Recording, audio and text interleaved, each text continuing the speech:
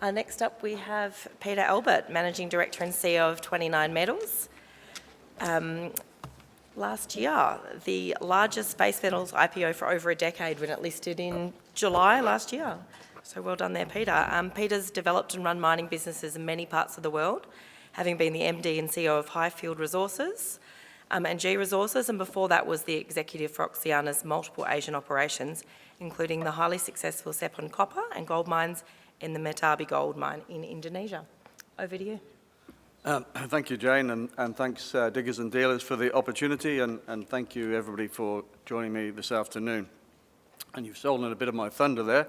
Yes, IPO 1 year ago, 2nd of July last year, so we're just over 1 year old, and it was one of the biggest, if not the biggest, IPO in the base metal space for many, many years. First of all, this presentation is not going to focus on production or financial metrics. You can find all of that on our website, and we reported all that in our quarterly results only 2 or 3 weeks ago. So not going to focus on that today. I'm going to focus on who we are, 29Metals, what we are as a company, our people, our culture, our delivery, our focus on innovation, the market that we're in, and our commitment to our shareholders. The disclaimer, of course, read that at your leisure. So this is some of the things we'll talk about today in a bit more detail. We have 2 operating mines in Australia. I'll come to that in a moment. So 100% Australian production in Tier 1 jurisdictions, 1 in Queensland and 1 in West Australia. High-grade mineral resources and ore reserves. Both of the operating assets have 10-year mine lives. We produce copper, zinc, lead, silver, and gold, and we have a significant cobalt resource. So we're ideally positioned to leverage the global energy transition, and we have outstanding people and an outstanding culture, which we've been developing over the last year, and I'll talk about that in a moment. Success of any mining business is built around 2 core principles: the quality of our in-ground resources and the quality of our people.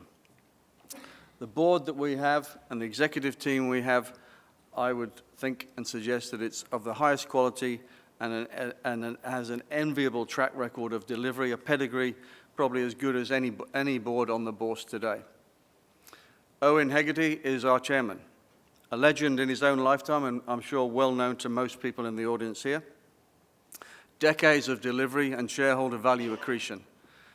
His industry knowledge, drive, entrepreneurial spirit, as strong as it was when he and I started working together 25 years ago in Sepon in Laos, Jane. And I only call out one other director because she's in the room here, Fiona Robertson. I hope she's wearing a 29Metals shirt and not one of the other companies she's associated with. But Fiona, a non-executive director of Whitehaven and also Bellevue, but a strong track record of value delivery for the in executive roles for the likes of Delta and Climax. At the general manager and group manager level, this is where the leadership hits the front line. I'm not going to talk about all of this team here, but I will just mention 3 people because they're here today with me at Diggers. We've got Andrew Miller, who's the general manager at Golden Grove, ex-Evolution, joined us about more than 18 months ago now. Mark Van Heerden, effectively our chief geologist, has worked at Golden Grove, our West Australia mine, for plus 10 years. And has recently 2 years ago, taken on the portfolio of looking after all of our exploration and geological responsibility across the group, the 2 operating mines as well as the exploration play that we have in Chile, and I'll mention that in a moment. And then Mike Sliverski, and if Mike isn't known to you, I'd be very, very surprised. Mike is our Group Manager, Investor Relations, very, very strong record in the mining business, 25 years as the MD of Credit Suisse Analytical Division. Just you couldn't get a better individual in terms of investor relations. How do we describe ourselves? When we set out on this journey more than 12 months ago and went through the process of the IPO, which we did all under COVID, of course, we sat down and said, who do we want to be? What sort of team do we want to be? What sort of people do we want to employ? How do we want to be measured? And we developed what we call our values, being teams. Now, yes, everybody's got values. Our values are so important to everything we do.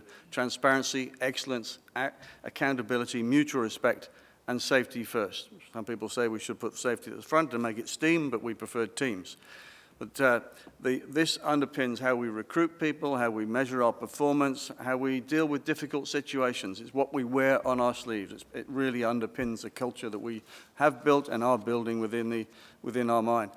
On Sunday, we had mines. On Sunday, we had a significant visit by a number of investors at the West Australia mine, Golden Grove, and the feedback that I've received was how positive the culture was at Golden Grove. A really strong feedback that we got about the people, the engagement, and the positive culture we have at 29Metals.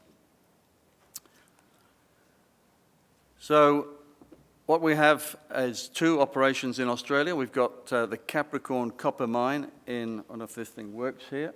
Yes, there we go. Capricorn copper mine in Queensland over there, about an hour and a half drive north of Mount Isa, and the Golden Grove mine here in West Australia, both supported by very, very good infrastructure. We deliver our concentrate from Capricorn either through the Townsville port up into Asia or directly into the Mount Isa smelter. And at Golden Grove, where it's a VMS system, we produce copper, zinc, gold, silver, 3 separate products. That all goes through the port of Geraldton and up into Asia, or indeed around to the smelter in Hobart. We also have the Red Hill exploration play in southern Chile. A small part of our portfolio right now. Mark Van Heerden was out there about a month or so back, and I'll come to Red Hill a little bit later towards the end of the presentation, just in terms of some of the work we've done there recently. When I talk about culture and I talk about the team, I also wanted to mention that it's the way that we look at it. It's a complete team effort. All of our contractors, all of our employees, all engaged in the success of 29Metals. We've got some fantastic contractors. Our mining contractor is Burncut at both operations, been there for 5 years, and multiple other contractors that we work with, and the culture that we're creating is they're engaged in all of those processes. Now, you've seen these sorts of graphs in many different formats, and have probably seen these themselves. I think this is Wood Mac data. There was a presentation, I think, this morning, Eagle Mountain, which stole a little bit of my thunder. But certainly, in terms of what we produce, copper, for example, Wood Mac are predicting a deficit by 2030 of 10 million tons within the next 10 years. Probably. And this is where the Eagle Mountain stole my thunder. Probably at the S&P report that came out only this month just talked or described a deficit by the year 2035. No, sorry, not a deficit. A demand by the year 2035 of 50 million metric tons compared to what it is today at 25 million metric tons. It's just gobsmackingly big. And to fill the gap, not just from 2035, but also up to 2050, to fill that gap, that theoretically they suggest that would require 3 Tier 1 copper mines, each producing 300,000 tons of copper per annum for the next 3 years, for the next 29 years. It's just unimaginable, the demand that is driven by this the transition to the green economy. Zinc, again, a very strong commodity in this greening of the green transition. It has to be. You need the zinc in terms of the steel to support all those copper wires, but zinc also the zinc air and the zinc silver batteries, static batteries for energy storage. So zinc will be a key component, and we've seen some significant changes to the zinc price profile over the last year and a half. And cobalt, a lot of talk this morning by others in terms of cobalt. Jervois up here making a good presentation. We don't produce cobalt yet. I'll come back to cobalt a little bit later, but we've got a significant cobalt resource which we're looking at now. This is a slide produced by Global Mining Research, and for 29Metals, what it indicates is that our energy consumption, we're a high-grade underground mines on the grid. So we take grid power, and certainly in Queensland, we're not subject to the East Coast retail challenges that are ongoing, and certainly in West Australia onto the grid. So. And it's underground mines, so we relatively we don't consume a lot of diesel. So energy consumption is low, and when converted to energy intensity on a copper equivalent basis across the sort of high grade end of the spectrum, we are at the low end of the marketplace, so to speak. Pretty demonstrative graphic, I think, in terms of the opportunity that we have to remain very competitive in that space.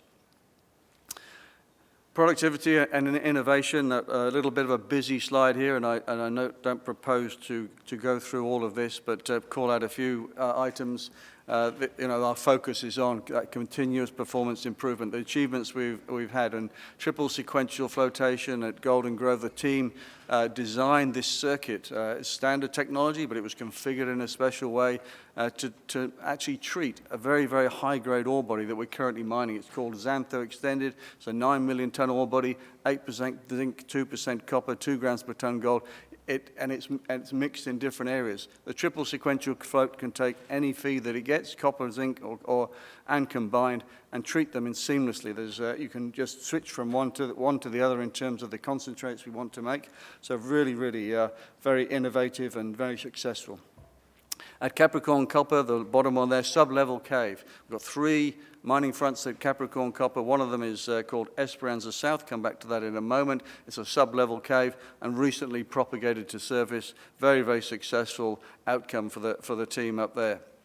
In terms of what we're progressing, a couple of things there. At Golden Grove, I was there that last week, and Fiona was with me. We went right down the bottom to the Xantho Extended, and we've got a 45-meter stope there, away from the standard 30 meters. So again, greater efficiency, reduced mining costs, and a very, very innovative sort of process in terms of the mining that we have down there. Capricorn, we've got the Jameson cell. We're investigating at the moment, improving recovery and improving grade. That's likely to come into the picture in the next year or within next year. In terms of what we're investigating, again, calling out a couple of things there. At Golden Grove, again, I'll show you in a minute. It's the upside potential, the growth potential, and the resources that we have there is tremendous. And if we start to continue to grow that, then we will be thinking about installing or committing to a shaft, and we're starting to study that now. An additional shaft. We have one shaft there already, and the potential to put in an additional shaft and all of the benefits that brings in terms of reduced trucking, reduced diesel, reduced fumes, more efficiency, et cetera, et cetera. So look, we will start to look at that in the near term. And again, the last one there I'd like to touch on is the cobalt opportunities that we have at Capricorn Copper. So we've already commissioned UQ, University of Queensland, and JK Tech to be looking at the mineralization deportment in our feed streams, tail streams, and concentrate streams, and then we'll be processing that in terms of opportunities for flow sheet development. Important slide here, and pretty compelling. Everybody would be aware, of course, of declining grades over time and continuing to decline. And I don't know whether you can see here, but the small orange bar, this is Capricorn Copper, and this is Golden Grove Zinc and Golden Grove Copper. The orange bar denotes the tons that we milled and mined last year and the grade. The lighter orange bar denotes the reserves that we have in those particular commodities, and the grey bar is the resources. And you can see very, very, very quickly and clearly that in terms of a comparator against the global declining grades, our grades are very, very, very competitive, very strong, 3 or 4 times the average global head grade, and we've got reserves and resources for a long, long way out. 10 years of mine life at both operations, and the resources, 60 million tons approximately at each of our operations. So the potential to keep that conversion going, which we're committed to, in years as each year goes by. So ESG, I'm not going to focus on this in great deal. Time is against me. We have seen lots of presentations today and yesterday in terms of ESG, but I should say that we did produce and release our first sustainability and ESG report with our annual report back in April, and very, very positive response from our debt and equity stakeholders, I should say. Really, really positive, and sets out our journey in terms of sustainability and ESG. As many of you would know, every banker, consultant, accounting firm presents themselves today as experts in this field. What I can say is that the principles of good environmental and social commitment have been part of what we've been doing, part of what Owen and Hegarty and I have been doing for 25 years at multiple mine developments around the globe. So it's nothing unusual for us, but and we will do it as well as we have always done it. So just I want to focus now a little bit on each of the operations, and first of all, Golden Grove. This is incredibly powerful for me, at least. Golden Grove started back in 1990, and at that time it had a 10 million ton ore resource. Since that time, over the years, you can see here, each year, we have mined and milled 40 million tons, and today we have a 60 million ton resource. So we started off with 10 million tons, just keeps growing. It's a VMS system. Mark can talk for hours about what the attributes of this system are, but starting off at 10 million tons, mined and milled 40 million tons, and we've still got a 60 million ton resource, and likely to keep on growing. And likely to keep on growing because on the right-hand side here, we see a number of targets that we have that we will be exploring at and developing in coming months and coming years. Yesterday, we updated the market with some exploration results at the ore body called Cervantes at Golden Grove, as well as the Esperanza South ore body at Capricorn Copper and Red Hill. Cervantes is this ore body. Oops, gone on the wrong thing there. Is this ore body here? We put 14 holes into that last year. Then we released a resource update back in March time, and that resource update increased the resources by 100%. It tons of resource, and it increased the copper metal by 150%, 155%. Since then, we've continued the drilling, and yesterday we released some results because we've been targeting the top of that ore body, filling in that gap from the bottom of what is now the Scuddles mine, about 250 meters there, been filling in that gap. I'm not going to go through these results there, but and you can go to the announcement yesterday, but some tremendous zinc and copper results continuing to come out of Cervantes. So really, really good results there. We are doing a pre-feasibility study on that. We've committed to have that completed in this quarter, and we're well on track for that. Just a little bit more on Golden Grove to demonstrate the potential here. These orange lines going through these ore bodies are intrusions, and what we've seen over time and theoretically, over time and physically, is on each side of that intrusion we get ore bodies, and that's been demonstrated over 30 years. This is Cervantes now, and there's an intrusion there. Hence why we say there's a potential for another ore body on the other side of that intrusion. As part of our plan and resource development that Mark and the team will be focused on in the near future. Likewise, at the other mining front at Golden Grove, these intrusions coming through at Gosling Hill, all of these ore bodies on either side of intrusions. This is the Xantho extended ore body that I talked about just now. This is the 9 million tons. We're into that now. We got into the first stopes last December. We're mining there now. We were down there last week. Just fantastic material coming out of there. Intrusion coming through here, and the potential for a further ore body on the other side. This VMS system, Golden Grove, just keeps on giving. And if you come back to my earlier statement, we do have a shaft here at Scuddles. That's why we're looking at the potential to bring a shaft in here, especially if this starts to deliver here. So lots and lots of upside and growth potential for the future. Capricorn, again, part of, at Capricorn, we have 3 mining fronts in operation. The one I mentioned earlier on, Esperanza South, is a sub-level cave, a very efficient mining operation. And this is the Esperanza South. It's a sub-level cave. It propagated to surface back in October last year very, very successfully. It produces 60 to 70% of the feed to our mill. So it's a really big part of our future. And we've released some results yesterday. What we've always said about Esperanza South is as we get into the heart of that ore body, as we get deeper, the grades improve.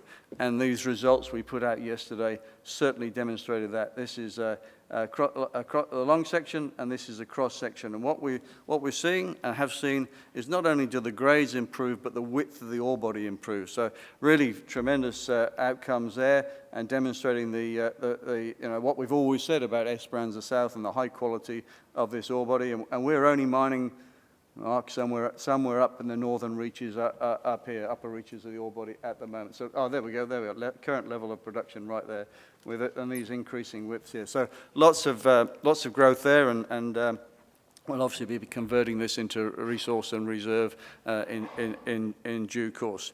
One of the things I wanted to point out here specifically is the cobalt intersections. We've got some really strong numbers there, around 1,000 ppm. 2 of our ore bodies, Esperanza South, this one, and Esperanza combined, have a cobalt resource of 19.3 million tons at 810 ppm. Mark tells me that's the 3rd largest cobalt resource in Queensland. Hence, we've commissioned this work with JK Tech and University of Queensland. And what's not shown on here in terms of intersections is which you'll see in the announcement, 32 meters at 1137 cobalt, 10 meters at 1630 cobalt. So really, really strong cobalt results. So we're really going to be looking at that and accelerating that program in the near future. And to finish, in terms of some of the results, Red Hill in southern Chile is a smallish part of our portfolio. It's an exploration play. We haven't been out on the ground there for 6 or 7 years. It does have a JORC code resource of about 4.3 million tons at 1.7% copper. Mark was out there 6 or 7 weeks ago. We have a window of exploration window which just completed about May time. And with the drilling or the exploration program we had there, we got peat cover over the vein system. So you drill through the peat with what they call short drills, about 4 to 6 meters, and then we just take the first 25 to 30 centimeters of rock sample below the peat. So it's not deep drilling by any manner of means. But what this and we haven't got all the results yet; they're still coming in. But what this has shown.